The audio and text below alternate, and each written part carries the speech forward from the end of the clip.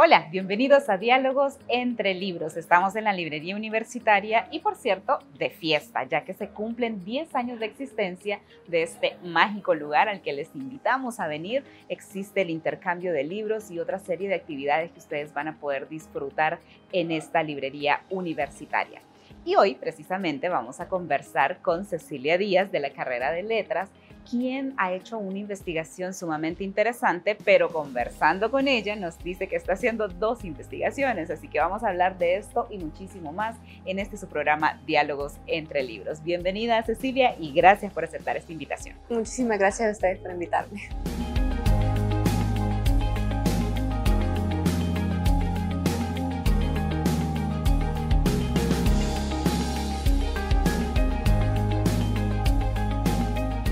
Cuéntenos dónde nace, cómo es su núcleo familiar. Bueno, yo soy de aquí, de la capital. He vivido toda mi vida acá, pero digamos que pues mi mamá es de la zona sur, mi papá es del Ancho. Somos una familia pequeña, ¿verdad? Y siempre hemos sido nosotros, unos 4 nada más. Pero pues sí, he tenido bastante apoyo de parte de ellos en esta cuestión de estudiar letras, porque es bastante difícil, principalmente por la cuestión del campo laboral, ¿verdad? Siempre se les dice a las personas que si se van para un área de humanidades, se le da bastante preferencia a las carreras pues, de ciencias exactas, ciencias duras, ¿verdad? Pero hay mucho mérito en lo que hacen los lingüistas en el país, al igual que los críticos literarios, creo yo.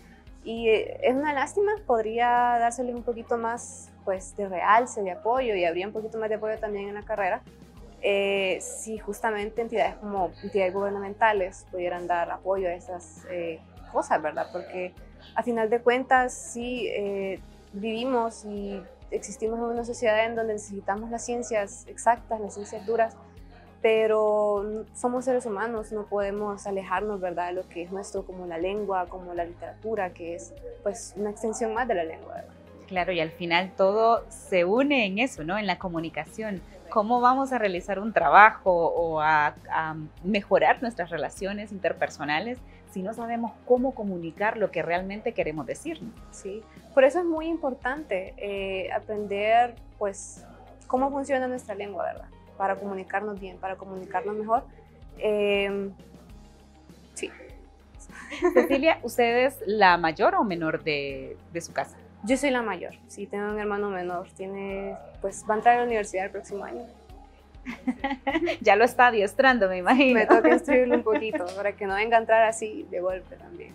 Claro, cuéntenos cómo es esa convivencia en casa. ¿Ya existían en su casa los libros y de ahí viene ese gusto por la literatura o de dónde surge? Principalmente, creo que en mi casa, pues sí había libros, pero no había mucho hábito de lectura. Creo que yo vine a interesarme ya en la literatura en mi adolescencia, gracias a una amiga del colegio que ella me prestaba libros. Entonces ya de ahí yo comencé como a agarrarle más cariño. Y ya pues los libros son caros, eso sí, pero sea como sea, mis papás pues me han apoyado en eso, ¿verdad? Si yo les pedía un libro, ellos hacían pues el esfuerzo de comprarlo. Y creo que sí, digamos por parte de mi papá, yo sí recuerdo más o menos un poco de mi abuelo. Con él mis abuelos casi nunca tuve comunicación porque ellos vivían en sus pueblos, ¿verdad? Entonces, para venir a la capital era allá cada cierto tiempo. Pero sí recuerdo un cumpleaños de mi hermano, que mi abuelo, a él le gustaba mucho la poesía. Entonces, a veces él buscaba recitar. Y por lo que yo sé, por lo que me ha contado mi papá también, él tiene tías que también hacían bastante esto de poesía. En mi caso, la poesía, pues no soy tan adepta, lo mío un poquito más la narrativa, pero sí, es literatura y siempre se disfruta. ¿Y cuáles son esos primeros libros que usted agarra y que la atrapan? Pues en mi adolescencia era más ciencia ficción. Ya hoy en día es un poco más estudio de personajes, ¿verdad? Los libros que son esos libros en los que prácticamente no pasa nada y todo está enfocado en los pensamientos del personaje. Me gusta bastante esa parte. Introducirse en el pensamiento de alguien más. Sí, sí. La llevan a imaginarse también lo que ocurre. Sí, sirve bastante para reflexión también. Creo que hay cosas que uno no las piensa hasta que de repente las lee y es cierto, tiene un poquito de sentido. cuestiones respecto a actitudes que tenemos como seres humanos e incluso, bueno, como seres individuales y ya pues dentro del colectivo. Cuando usted entró a la universidad, ¿estaba segura de la carrera que iba a estudiar o fue un proceso de prueba y error? Pues yo en el colegio sí tenía una idea de dedicarme a algo que fuera referente a la lengua española, pero ya entrando a la universidad yo entré en realidad para otra carrera, yo entré para ingeniería de sistemas. La cuestión es que a mí los números no se me dan. Yo me fui a meter ya, no sé, creo que por la misma presión que uno se pone, ¿verdad? De uno tiene que llegar a alcanzar algo y estas ideas que menosprecian las letras en el país. Y son cosas que se ven desde el colegio, ¿verdad? Porque sí, yo leo desde muy joven, pero no sé, creo que cuando uno comienza a hablar de estas cosas con compañeros o con amigos, siempre está la de pensarla bien, porque es una carrera universitaria, el dinero que se invierte en eso, imagínate, después no vas a alcanzar otras cosas. Pero sí se puede, creo yo. Yo ya entrando en la carrera uno se da cuenta de los campos en los que se puede especializar, en dado caso de aspirar a una maestría o incluso cuando uno se queda solo con una licenciatura. Son varias cosas en las que uno puede adentrarse. Letras, pues aquí en la UNA tiene un carácter crítico e investigativo, no tenemos tanto como quien dice la línea pedagógica, pero siempre se nos instruye, ¿verdad? Para dar clases de lengua, también para trabajar, digamos, con ONGs en cuestiones de pues, los grupos originarios, las comunidades de grupos indígenas, también en el aspecto editorial, es algo que también se nos da un poco de guía también. En lo personal, Cecilia, hago clic con esta frase de uno se muere de hambre con las carreras de letras y esto porque periodismo también es considerada una de esas carreras sí, donde uno definitivamente dinero no hace, y es verdad. Pero soy fiel creyente desde que me gradué en el 2007 que cuando se hacen las cosas con amor, con pasión, uno va abriéndose camino ahí por donde no hay, donde nadie ve, siempre existe una manera, ¿no? de hacer eso que tanto apasiona y que tanto gusta. Y al final, ¿qué más da si estamos haciendo lo que más nos gusta y lo disfrutamos? Ni siquiera vemos el resto de cosas que por ahí otros pueden pensar, ¿no? En relación a que si es buena esta carrera o no. ¿Se siente apasionada por las letras? Yo sí. Bueno, justamente como le comentaba hace poco, en la carrera hay dos orientaciones, está lingüística y está literatura. Yo al final no me pude decidir por ninguna de las dos y terminé sacando las dos. Ahorita pues ya estoy terminando lingüística, ya esto es lo último. De literatura todavía estoy trabajando un poco, pero ya es la monografía. Entonces, y siento que también uno a medida va pues avanzando en la carrera, va encontrando los temas que le gustan, ¿verdad? Porque la lingüística y la literatura son cuestiones amplias. La lingüística se apoya en muchas disciplinas y otras ciencias, ¿verdad? Y vaya, por ejemplo, hay personas a las que les interesan más los temas de psicolingüística, cosas referentes a cómo funciona la lengua a partir pues, del plano de la psicología, ¿verdad? Está también para todos aquellos que se quieren dedicar a lenguas indígenas, también hay varios niveles para eso también. Y en mi caso creo que a mí lo que más me gustó fue la parte relacionada ya a lo social, a lo cultural, ya a lo antropológico. Y lo que me gustó de las dos orientaciones es que de una u otra manera yo podía pues agarrar esa parte de antropología y mezclarla con las cuestiones de lingüística, con la cuestión de literatura. Al final de cuentas, lo que estoy haciendo en ambas monografías es pues, un análisis del discurso. Y la cuestión con el discurso es que está en todos lados, no tiene que ser necesariamente oral o incluso verbal. Las imágenes, eso es algo que se nos enseña en la carrera, las imágenes también tienen un discurso detrás. Entonces, es lo bonito de la carrera, siento yo, y por eso es que me gusta tanto, porque hay tantas cosas que se pueden hacer desde cualquiera de las dos orientaciones y se permite hacer eso también. Al retorno nos va a contar precisamente qué está estudiando por parte de lingüística. Sí. ¿Qué está estudiando ahí? Para que nos cuente un poco este proceso de investigación, qué tan fácil, difícil, cómo se van resolviendo también esas preguntas, interrogantes enormes con las que uno inicia cuando va a hacer una investigación y cómo en el camino uno va viendo que al final pues no era tan difícil como al principio parecía, ¿no? Sí. Al retorno entonces nos cuenta esto y más. Quédense con nosotros.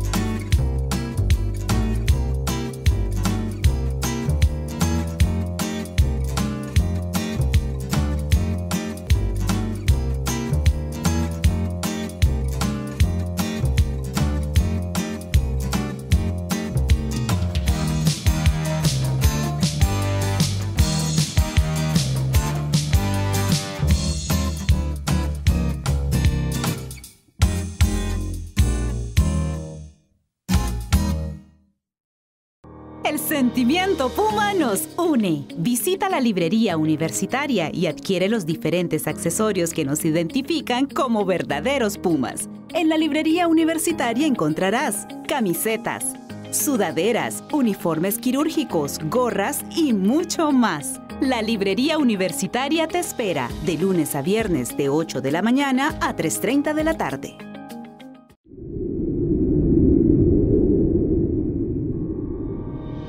Cecilia Díaz, estudiante de la carrera de Letras, está con nosotros en Diálogos entre Libros desde la librería universitaria, donde estamos conversando sobre esta carrera de Letras y en esta ocasión vamos a hablar ahora sobre su trabajo de investigación. ¿Qué tema es?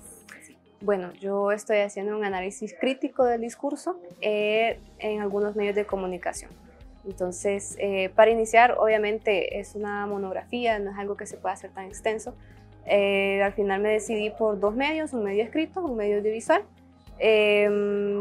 Sí, eso, principalmente. ¿Qué quieres saber de ese discurso que hay en estos medios de comunicación? Bueno, creo que es importante que ciencias y disciplinas como la lingüística se vayan adentrando a campos más recientes, estudios más contemporáneos, por así decirlo. Yo estoy haciendo este análisis agarrando un enfoque feminista. Yo estoy estudiando el discurso machista que existe en estos medios de comunicación. Creo que estamos acostumbrados a pensar que las actitudes machistas o misóginas se encuentran justamente en lo físico, ¿verdad? En la violencia física. Golpe. Ajá, exacto. Pero hay algo que Johan Galton, que es un sociólogo, él habla sobre la violencia cultural, que es una violencia sistemática. Es una violencia que se encuentra, por así decirlo, muy por lo bajo, ¿verdad? Se encuentra muchas veces en los discursos, en las palabras, en las expresiones que utilizamos día a día. Y me parece que los medios de comunicación contribuyen bastante muchas veces a que estos discursos se vayan perpetuando, ¿verdad? Si se hace de manera consciente o inconsciente, pues es algo que también estoy analizando justamente. Principalmente creo que hay momentos en los que sí se hace de manera inconsciente, ¿verdad? Normalizamos mucho la violencia, normalizamos este tipo de contenidos, los consumimos y es algo común y corriente. No, al normalizarlo nosotros no somos críticos, ¿verdad? De lo que estamos viendo, de lo que estamos consumiendo o de lo que estamos reproduciendo. Y es justamente pues a partir de ciertos videos que yo he encontrado por internet antes de llevar la clase de investigación, que es donde se hace el diseño de la investigación, me encontré con varios videos en internet de ciertos medios que hablaban sobre un tema, que es un tema bastante sensible, de la violencia contra la mujer, y se tomaba bastante a chiste, siento yo, cuando es un tema pues serio. Hay un lugar y un momento en donde una nota puede ser llevada un poquito más a la ligera, siento yo, pero con temas así no, porque esto da pie justamente a esto que le estoy comentando, ¿verdad? A la normalización. Cuando normalizamos algo, no lo criticamos y es necesario pues criticar hasta las ideas más arraigadas que tenemos, porque de ahí viene la deconstrucción. Y es justamente lo que estoy tratando de alcanzar con esta monografía. Y ahí fue entonces donde surgió la idea de este tema, al ver estos videos. ¿Y qué fue lo que le molestó tanto o le generó tanta incomodidad? Pues es el simple hecho de ser mujer, creo yo. Porque siento que, bueno, hay algo que se menciona bastante, que es el concepto de imaginario, el imaginario colectivo. Por ejemplo, Ivette Vega Centeno dice que una sociedad crea un imaginario y ese imaginario se conforma de ideas, se conforma de mitos, de leyendas. Todo esto es un discurso, ¿verdad? Y este imaginario las sociedades se adaptan a este imaginario y no lo cuestionan. Entonces, pues sí, me puse a pensar bastante en la cuestión de que existen estos imaginarios que están, por así decirlo, escritos desde una perspectiva masculina, ¿verdad? Obviamente vamos a tener entonces que todo lo que se haga, se diga o se piense dentro de este imaginario va a ser dirigido, va a tener como enfoque principal, pues, sostener un sistema heteropatriarcal que obviamente viene a disminuir la imagen de la mujer, ¿verdad? Entonces, son varias cosas, siento yo. Lo principal que me dio la idea fue los videos. Pero son tantas experiencias que uno va acumulando en lo que uno va creciendo, que cuando uno está en la universidad y está pues a punto de egresar y empezar a buscar un tema de monografía, uno se pone a pensar en todas estas experiencias y pues reflexiona, ¿hay alguna manera en la que mis experiencias puedan verse estudiadas desde algún punto, desde mi área de estudio, para poderla trabajar en una monografía? Y pues así salió, ¿verdad? ¿Y qué frases, Cecilia, es importante que identifiquemos que se vuelven en contra de las mujeres precisamente o que refuerzan este sistema patriarcal? Creo que algo que escucho bastante seguido es este comentario, antes de empezar con antes de lanzar la bomba, por así decirlo, siempre está ese comentario de antes de que se vayan a enojar las feministas. Creo que desde ahí es como, ¿por qué se enojarían? Si se están enojando es por algo que estoy diciendo. Si estoy diciendo algo y los hacen enojar es porque es algo malo, ¿verdad? No sé, siento que esa es pues así decir, una banderita roja, ¿verdad? Sí, una alarma de cuando empiezan con este tipo de discursos. Creo que otra de las cosas que están bastante normalizadas y que no es algo específicamente verbal y que encontré bastante, principalmente en el medio escrito que estaba analizando, es el tema de la objetificación de la mujer, es decir, desvalorizarla y ponerla como un objeto, ¿verdad? Quitarle sus facultades humanas y dejarla como, sí, un adorno, algo que se puede vender, por así decirlo, o que sirve para vender otro producto. Justamente con estas fechas de vacaciones, Semana Santa, pues surgen bastantes estas notas sobre el aspecto turístico del país, que tales playas, esto y lo otro, y se utiliza bastante la imagen de la mujer en eso, ¿verdad? Como, y bellas mujeres. Y bellas mujeres, justamente sí, hay bastantes títulos. Bueno, si uno lo busca justamente así, bellas mujeres, tal periódico, tal medio de comunicación, es lo primero. Medios de cuestiones referentes a vacaciones, Semana Santa, el feriado morazánico, pero también, y que esto es lo que yo encuentro un poquito más como preocupante y demás, que está muy normalizado, es con la cuestión de los desfiles del 15 de septiembre. Creo que es bastante común que, bueno, las palillonas son jovencitas, son niñas, son menores de edad la mayor parte, y vamos a encontrar un montón de artículos en esa semana referente a que las palillonas bueno, principalmente fotografía. Siento yo que en ese aspecto se ha cambiado bastante, ya no es tan verbal la manera en que se explican, en que se expresan estas ideas, sino que es todo a través de imágenes, ¿verdad? Ciertos ángulos, cosas así, y que están muy normalizadas. Justamente encontré el caso de un accidente que pasó en un medio, que llegaron ciertas palillonas, unas jovencitas pues a mostrar la rutina, y se encendió el micrófono y alguien dijo como las piernas, graba las piernas. Entonces son cosas que buscando en redes sociales uno lo encuentra como, no sé, hacen chistes y todo, pero al final de cuentas es un reflejo del imaginario machista que hay en la sociedad hondureña, ¿verdad? En el cual la mujer es solamente un objeto que sirve para el entretenimiento del hombre. Sí. Se habla mucho en este tema del lenguaje, y este término de las feministas también, que a todo le queremos poner la y los, las y los, para hacer identificar que dentro de este grupo de investigadores también hay investigadoras. Entonces existe ese pleito, digamos, entre los que dicen, no, es que el idioma español no lo acepta, no es adecuado, no es correcto. Pero aquí viene el argumento de las feministas donde dice, esperen, no es correcto según quién, ¿no? Y según los hombres que trabajan en la Real Academia Española, ¿verdad? Sí. Entonces, ¿qué piensa usted de esta discusión del lenguaje utilizado para desaparecer prácticamente a las mujeres? Bueno, para iniciar creo que es necesario apuntar que la Real Academia de la Lengua no es un ente regulador, es solamente un ente que se encarga de recopilar los usos que se le dan a la lengua. Creo que se ha ido como, ha sido un malentendido, ¿verdad?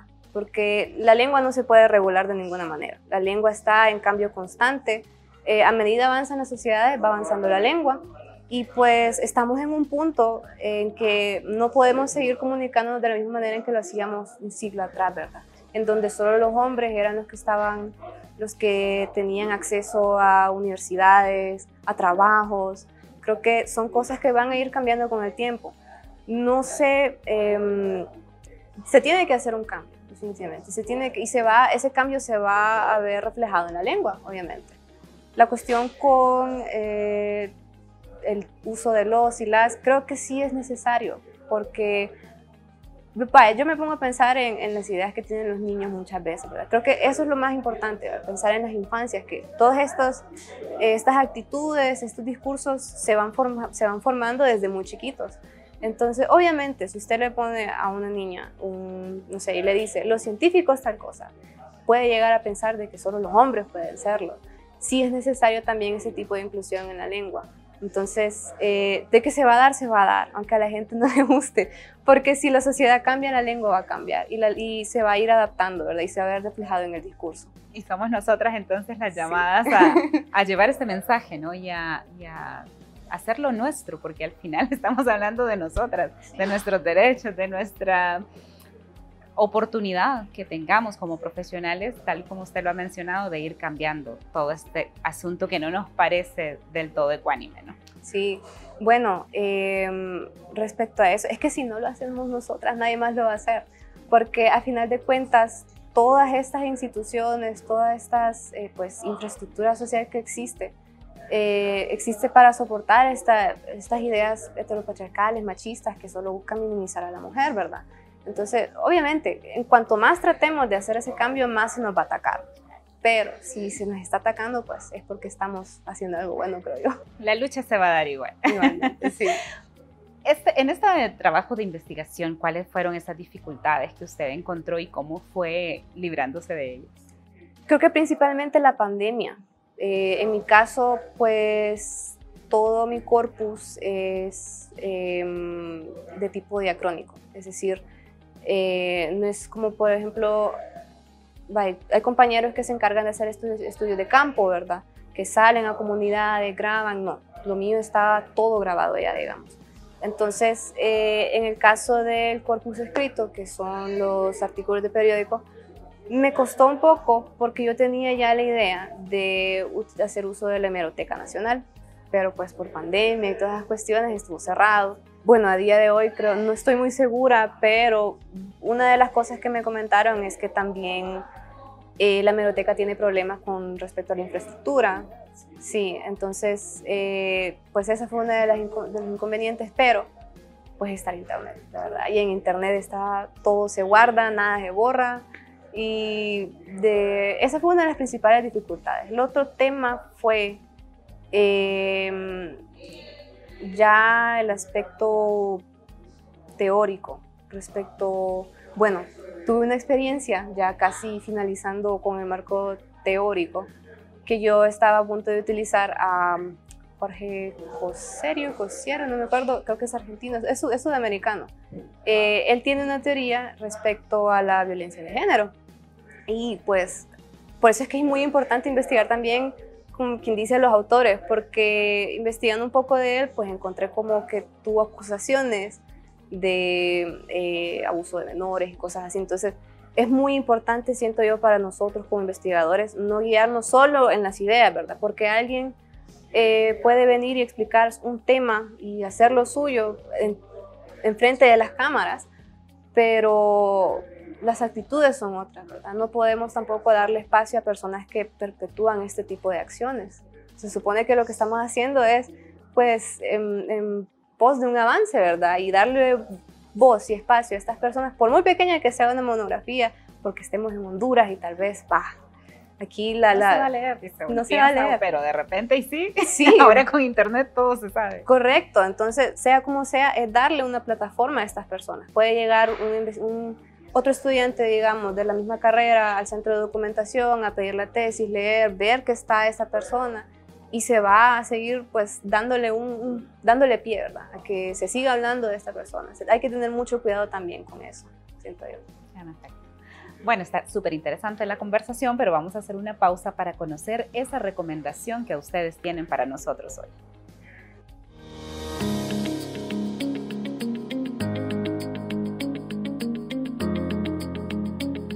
Mi nombre es Jairo Josué Guzmán Aguilar y el día de hoy les recomiendo lo que es la saga del Señor de los Anillos, o sea, lo que es El Hobbit y los 3 libros principales del Señor de los Anillos. La verdad es un libro que recomiendo bastante por su trama, su historia, o sea, desde el comienzo que uno lo empieza el libro, lo capta con su mundo de fantasía, tanto por qué descubrir, tanto por qué explorar, o sea, es un mundo bastante grande. Hay más libros además de eso, pero sinceramente les recomiendo la saga principal del Señor de los Anillos. El autor es J.R.R. Tolkien, 100% recomendado.